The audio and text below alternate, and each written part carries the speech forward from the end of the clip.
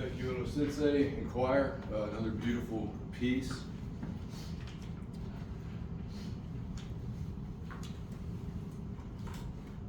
Dave Lowry is a well-known author in the martial arts community and is an accomplished practitioner of numerous Japanese arts. These arts include karate, aikido, yagyu shinkagi swordsmanship, shindo muso ryu staff, ikebana, shodo, and chado. In his book, Sword and Brush, Lowry speaks of the importance of understanding the concept of omote ura, inside, outside, inside.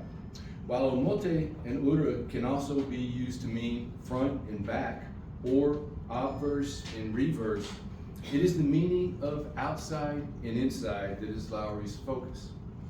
This is because virtually every Japanese art is composed of both omote and ura, an outside manifestation and an inner facet or catalyst. Being a martial artist himself, Lowry is critical of the tendency of aspiring martial artists in the West to celebrate the omote, outside of their art, while remaining ignorant of the ura, the inside. And not only in the martial arts, but Lowry sees the same pattern in other arts. In ikebana, chado, and shodo, for example, he poses this question: what is the end objective of ikebana, or arranging flowers? His answer is, it is not to create a beautiful arrangement of blossoms, certainly. In fact, if the only thing one takes from his practice of ikebana is the newly acquired ability to produce beautiful flower arrangements, then he has not understood the way of flowers. Thus, he has not even approached mastery of the way of flowers. Lowry explains the true way as follows. He says, after entering the way, if his master is a good one, the practitioner will come to see that the beautiful bouquets are but the omote of ikebana. The ura of the art is in harmonizing oneself with nature, losing the ego through the rigid and demanding process of arranging floral geometries in a timeless and fragile way. Likewise, in chanoyu, the tea ceremony, if one only enjoys the taste of the tea and the social aspect, then he has understood very little of the way of tea. He sees only omote, the outside, but realizes nothing of the ura, the inside. In the book of tea, Kakuzo Okakura addressed the ura of the way of tea. He writes, the philosophy of tea is not mere aestheticism, for it expresses conjointly with ethics and religion our whole point of view about man and nature. It is hygiene, for it enforces cleanliness. It is economics, for it shows comfort in simplicity rather than the complex and the costly. It is moral geometry inasmuch as it defines our sense of proportion to the universe. It represents the true spirit of Eastern democracy by making all of its votaries aristocrats in taste. Even shodo, the way of calligraphy, when properly engaged, has deep philosophical and spiritual ura. Western eyes often only see a skilled hand in the beautiful and artistic renderings of kanji. However, all of the great Japanese calligraphers knew that mind and spirit must be right for hand and brush to do their best work. Put another way, if the ura is not present, then the omote will be lacking. Even the great swordsman Musashi stressed the importance of having one's mind and spirit right for both the brush and the flowers. As he told his disciples, if their minds were not ready for the brush or for the flowers, then they would not be right for the sword. The outside omote, no matter how good it may appear to the untrained eye, will always be found lacking and incomplete without the inside, the ura. Though he was never defeated, Musashi stopped fighting duels while still in his late 20s. The reason for this, he said, was to concentrate on, quote, gaining a deeper principle, unquote. In other words, he sought ura over omote. The inside of his art was more important than the outside. Other great swordsmen recognized this principle as well. Yagyu Muneyoshi said, "The ultimate of swordsmanship lies in the 5 virtues. Keep this always in the depths of your mind." This is a reference to the 5 virtues of Confucianism: humanity, loyalty, courtesy, wisdom, and trust. So he believed that the omote of effectively wielding a sword was of little value without the ura of having sincerely embodied the 5 virtues. Yamaoka Teshu said the purpose of swordsmanship is to forge the spirit. In other words, the omote of the sword itself and one's style and techniques are merely tools and methods by which one may develop and fortify the more important and the more powerful ura. All of these men mentioned and alluded to believe that without ura, the internal facet of one's way can never be complete. When there is only omote, the outward manifestation, one's way will always be lacking, if not completely empty. This concept of omote ura is just as important in the way of Christ as it is in these other arts. In fact, it is vital, because in the way of Christ, ura is vital. If the inside is not right, then what appears on the outside, be it good or bad, does not matter. This is true for individuals, and it is true for churches. The Bible tells us in 1 Samuel chapter 16, verse 7, God sees not as man sees, for man looks at the outward appearance, but the Lord looks at the heart. We need not look far in our world to see the truth of this. People are most impressed by omote.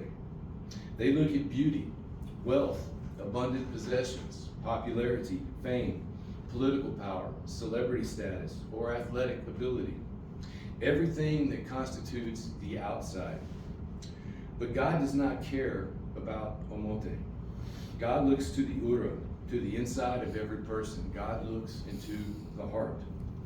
For as we are told throughout Scripture, it is ultimately the human heart that determines all of the most important things in our lives. Proverbs chapter 23, verse 7 tells us of every man, every person. As he thinks within himself, so he is. Regardless of whether his outer actions appear to be good or bad, it is his ura, his heart, that determines what he truly is. Christ affirms this with his words as given in Luke chapter 6, verse 45. He said, "The good man out of the good treasure of his heart brings forth what is good, and the evil man out of the evil treasure brings forth what is evil. For his mouth speaks from that which fills his heart." Salvation, which is the gift of eternal life from God through Christ, his Son, is determined by the disposition of one's heart. Salvation is determined by one's ura, not by one's omote. Christ said, as related in Matthew chapter 5, verse 8, "Blessed are the pure in heart, for they shall see God." In Jeremiah chapter 29, verse 13, we find the words of God given by the prophet, first for the Jews and then for all people. He said, "You will seek me and find me when you search for me with all of your heart." People sometimes tell me that they are seeking God, but that they are finding nothing. They pray, but nothing is given to them or nothing is revealed to them. I often respond to this with a simple question. Are you certain that you are searching for God with all of your heart? Are you searching in sincerity and truth? Are you certain, as you search, that there is nothing that you hold above God, or nothing that stands in between you and God? Because I believe that God always keeps his promises. And anyone who searches for him in sincerity and truth, with a pure and unobstructed heart, will find him. An open and pure ura, seeking God above all other things, will be recognized by God, and it will be drawn to him. James, the brother of Christ, said, Draw near to God, and he will draw near to you. It's James chapter 4, verse 8. And Luke the apostle said this in Hebrews 10:22. Let us draw near with a sincere heart in full assurance of faith. Paul the apostle, in his letter to the church in Rome, writes, if you confess with your mouth Jesus is Lord and believe in your heart that God raised him from the dead, you will be saved. For with the heart a person believes, resulting in righteousness, and with the mouth he confesses, resulting in salvation. What we see here is that God's gift of salvation is given based upon the disposition in one's heart. God's salvation is given to a person based upon his ura, not his omote. There are times when the omote looks very good, yet there is no ura. The outside appears to be right and good, but the inside is empty, dirty, or ungodly. Christ saw exactly this in the scribes and the Pharisees, the esteemed Jewish religious leaders of his day. As related in Matthew chapter 23, verses 25 through 28, Christ said to them, woe to you, scribes and Pharisees, hypocrites, for you clean the outside of the cup and of the dish, but inside they are full of robbery and self-indulgence. You blind Pharisee, first clean the inside of the cup and of the dish, so that the outside of it may become clean also. Christ continued, woe to you, scribes and Pharisees, hypocrites, for you are like whitewashed tombs, which on the outside appear beautiful, but inside they are full of dead men's bones and all uncleanness. So you too outwardly appear righteous to men, but inwardly you are full of hypocrisy and lawlessness. In these verses, Christ speaks directly of omote and ura, outside and inside. And his point is that what is on the inside of a person in his heart, if it is not good, then it does not matter how he appears on the outside. Scribes, Pharisees, and Sadducees, you see, were always dressed very well in very expensive clothing and headdresses with particular colors and patterns deemed to have religious significance. Christ said to them in Matthew chapter 23, verse 15, they broadened their phylacteries and lengthened the tassels of their garments. The phylactery is the box, very similar to what you see in some of the Shinto rituals, the box that they wear on their head. The Pharisees made them bigger. They thought that looked more holy. The tassels of their garments would be of their tallit, their prayer shawl. They made these extra long. Thought that looked more devout, more holy, more godly. This is what Jesus was talking about. This is all omote. They thought that such dress made them appear better before God. But again, these things are only omote, merely an outer appearance. Christ said to them in verse 23, woe to you, scribes and Pharisees, hypocrites, for you tithe mint and dill and cumin, and have neglected the weightier provisions of the law, justice and mercy and faithfulness. But these are the things you should have done without neglecting the others. You see, to make a tithe of expensive spices and herbs, again, is merely omote. It's merely an outward act. But justice, mercy, compassion, faithfulness, and love are from ura. They must reside and flow from the inside of a person, from his heart. Speaking to the scribes and Pharisees on another occasion, as related in Mark chapter 7, verse 6, Christ said, rightly did Isaiah the prophet prophesy of you hypocrites, as it is written, this people honors me with their lips, but their heart is far away from me. On yet another occasion, related in Matthew 9:13, Christ told the Pharisees, but go and learn what this means. I desire compassion and not sacrifice. Again, to go to the altar in front of many people and offer a sheep or a lamb as a sacrifice is only omote, just another outward act to make one appear to be devoted to the law of God. But true compassion must flow from ura, from the goodness and love within one's heart. The reason that Christ so harshly criticized and admonished these religious leaders was because they had only omote, but none of the ura. Christ was letting them know that outward appearances and actions would not gain them entrance into the kingdom of heaven. Wearing fine clothing, saying loud and long public prayers, adhering to particular details of the law, and offering impressive tithes and sacrifices from their substantial wealth. Such outward actions, devoid or without any love, justice, compassion, and faithfulness within one's heart, meant nothing in the eyes of God.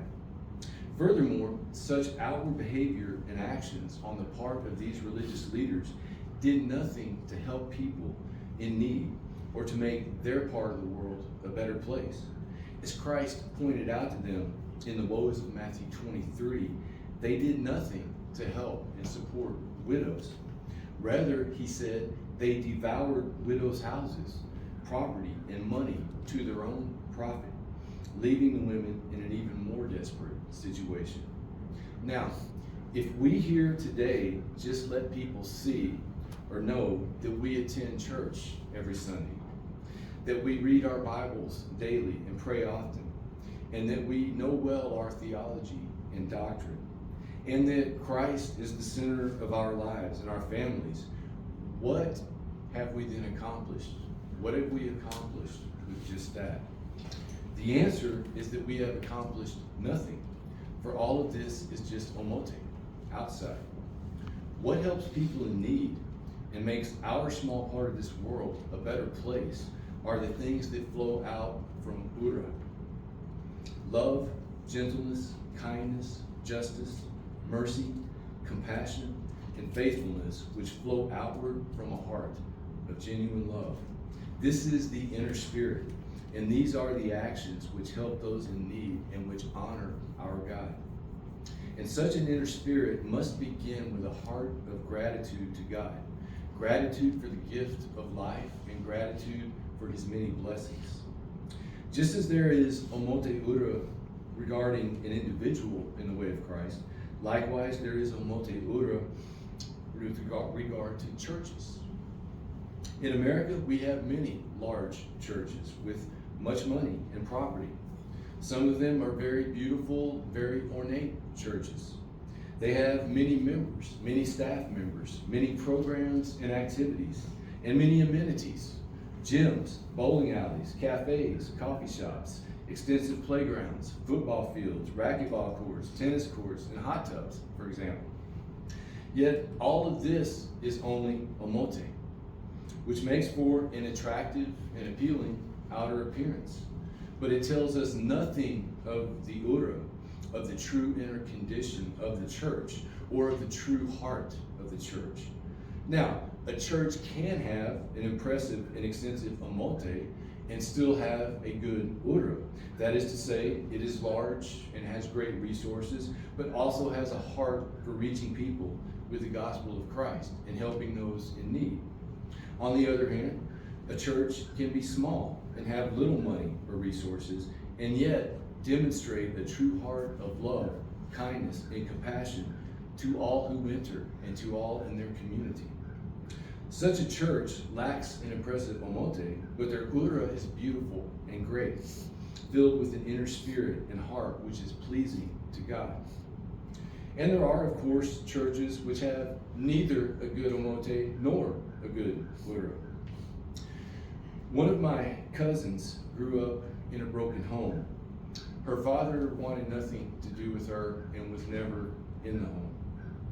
Her mother was an alcoholic who spent most of her day drunk and essentially left her young daughter to fend for herself. So while only around 14 years old, my cousin decided to start attending a nearby church. She made this decision alone, and she walked to this church alone. She told me that along with wanting to learn about God, she hoped that some person or some family would come up and introduce themselves and ask her to sit with them. Perhaps even that they might befriend her and take an interest in her life. She attended this church for weeks and then for months. Yet in all of that time, not one person ever introduced themselves. Not one person ever invited her to come and sit down with them. This was a large church with hundreds of members, a large campus, multiple buildings, and diverse facilities and amenities. The church looked very nice. The church had an impressive omote. However, unfortunately, this church, like many churches, had no ura. On the inside, this church did not have the heart of love, compassion, empathy, and kindness to reach out to a young 14-year-old girl who felt all alone in the world. For many years, I was a member of Mother Homes Memorial Baptist Church in the small town of Sheffield, way out in western Texas desert. For most of its history, Mother Homes has been an even smaller church than our church. Its buildings are small, simple, and plain. When we had Sunday lunch, we had to go across the street to the community center where there was a kitchen and tables and chairs. The church never had much money.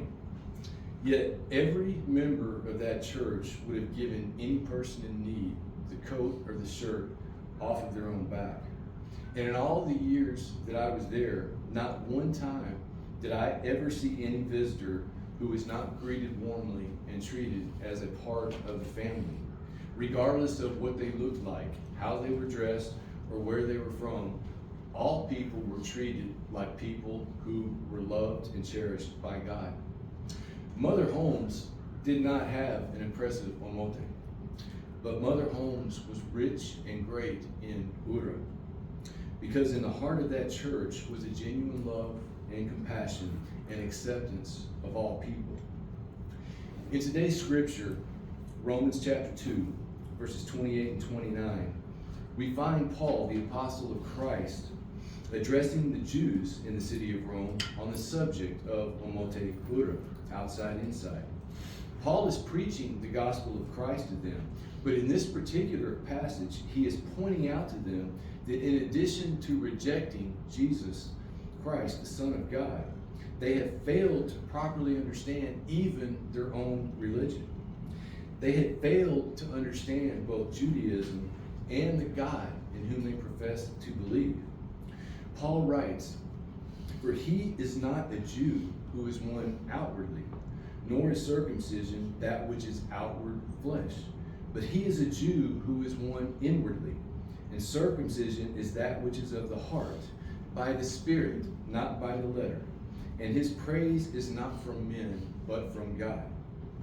He was saying that being Jewish was not determined by blood, ethnicity, heredity, or rituals and outer actions, the omote. Rather, being Jewish and coming to God before the advent of Christ was determined inwardly by the disposition of one's heart, the ura. Likewise today, to have Christ, to be one with Christ, to walk in the way of Christ, and to receive the salvation of Christ is determined by the disposition of one's heart, the ura.